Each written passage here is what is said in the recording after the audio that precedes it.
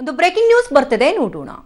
ಶಿವನಗೌಡ ಏನಾದ್ರೂ ನಾಲಿಗೆಯನ್ನ ಹರಿಬಿಟ್ರೆ ನಾಲಿಗೆಯನ್ನ ಕತ್ತರಿಸಿ ಹಾಕ್ಬೇಕಾಗತ್ತೆ. ಉಂಡು ಮನೆಗೆ ದ್ರೋಹ ಬಗೆತಿದ್ಯಾ ನೀನು, ನಮ್ ಸಿಎಂ ಬಗ್ಗೆ ಮಾತನಾಡಿದ್ರೆ ಹುಷಾರ್, ನಿನಗಿಂತ ಕೆಳಮಟ್ಟಕ್ಕೆ ಇಳಿಬೇಕಾಗತ್ತೆ ಅಂತ ರಾಯಚೂರು ಜೆಡಿಎಸ್ನ ಜಿಲ್ಲಾಧ್ಯಕ್ಷರಾಗಿರ್ತಕ್ಕಂಥ ವಿರೂಪಾಕ್ಷಪ್ಪ ಎಚ್ಚರಿಕೆಯನ್ನ ಕೊಟ್ಟಿದ್ದಾರೆ. ಬಹಿರಂಗವಾಗಿ ವಿರೂಪಾಕ್ಷವೇ ವಾರ್ನಿಂಗ್ ಅನ್ನ ಕೊಟ್ಟಿರ್ತಕ್ಕಂಥದ್ದು ಶಿವನಗೌಡ.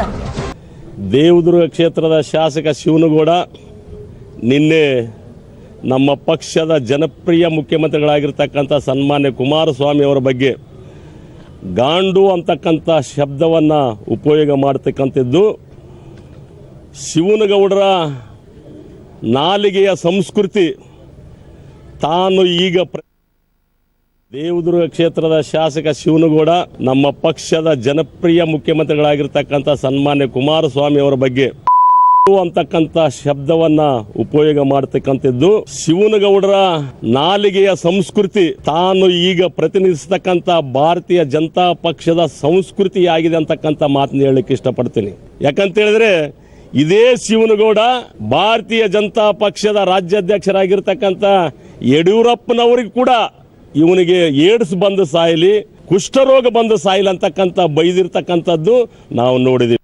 ದೇವದುರ್ಗ ಕ್ಷೇತ್ರದ ಶಾಸಕ ಶಿವನಗೌಡ ನಮ್ಮ ಪಕ್ಷದ ಜನಪ್ರಿಯ ಮುಖ್ಯಮಂತ್ರಿಗಳಾಗಿರ್ತಕ್ಕಂಥ ಸನ್ಮಾನ್ಯ ಕುಮಾರಸ್ವಾಮಿ ಅವರ ಬಗ್ಗೆ ಅಂತಕ್ಕಂಥ ಶಬ್ದವನ್ನ ಉಪಯೋಗ ಮಾಡತಕ್ಕಂಥದ್ದು. ಶಿವನಗೌಡರ ನಾಲಿಗೆಯ ಸಂಸ್ಕೃತಿ ತಾನು ಈಗ ಪ್ರತಿನಿಧಿಸತಕ್ಕಂಥ ಭಾರತೀಯ ಜನತಾ ಪಕ್ಷದ ಸಂಸ್ಕೃತಿ ಆಗಿದೆ ಅಂತಕ್ಕಂಥ ಮಾತನ್ನ ಹೇಳಲಿಕ್ಕೆ ಇಷ್ಟಪಡ್ತೀನಿ.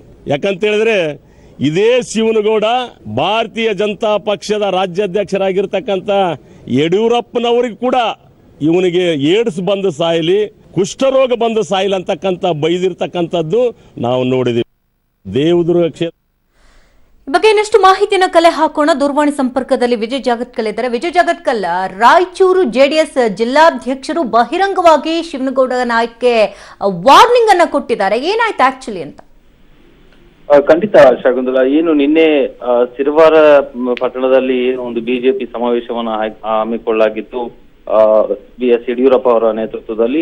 ಆ ಒಂದು ಸಂದರ್ಭದಲ್ಲಿ ಶಿವನಗೌಡ ನಾಯಕರು ಮಾತಾಡಿದ್ದು ಏನು ಕುಮಾರಸ್ವಾಮಿ ಅವರ ಬಗ್ಗೆ ಅತ್ಯಂತ ಒಂದು ಕೀಳು ಮಟ್ಟದ ಭಾಷೆಯಲ್ಲಿ ಮಾತನಾಡಿದ್ದು. ಏನು ಮಂಡ್ಯದ ಚುನಾವಣೆಯಲ್ಲಿ ಸುಮಲತಾ ಅವರನ್ನ ಸೋಲಿಸಲಿಕ್ಕೆ 150 ಕೋಟಿಯನ್ನ ಖರ್ಚು ಮಾಡತಕ್ಕಂತ ಕುಮಾರಸ್ವಾಮಿ ಅವರು ಮುಖ್ಯಮಂತ್ರಿ ಸ್ಥಾನಕ್ಕೆ ಯೋಗ್ಯವಾದಂತ ಕೆಲಸವನ್ನ ಮಾಡ್ತಿಲ್ಲ, ಬದಲಾಗಿ ಅವರು ಏನು ಒಂದು ಗಂಡಸು ಅಲ್ಲ ಅನ್ನುವಂತ ರೀತಿಯಲ್ಲಿ ಒಂದು ಮಾತನ್ನ ಆಡಿದ್ರು ಒಂದು ವೇದಿಕೆಯಲ್ಲಿ. ಅದಕ್ಕೆ ತಿರುಗೇಟಾಗಿ ಇವತ್ತು ಜೆಡಿಎಸ್ ನ ಮುಖಂಡರು ಮತ್ತು ಜಿಲ್ಲಾಧ್ಯಕ್ಷ ಏನು ಬಹಿರಂಗವಾಗಿ ಅವರಿಗೆ ಒಂದು ಏನು ಓಪನ್ ಆಗಿ ಚಾಲೆಂಜ್ ಹಾಕಿರುವಂತದ್ದು.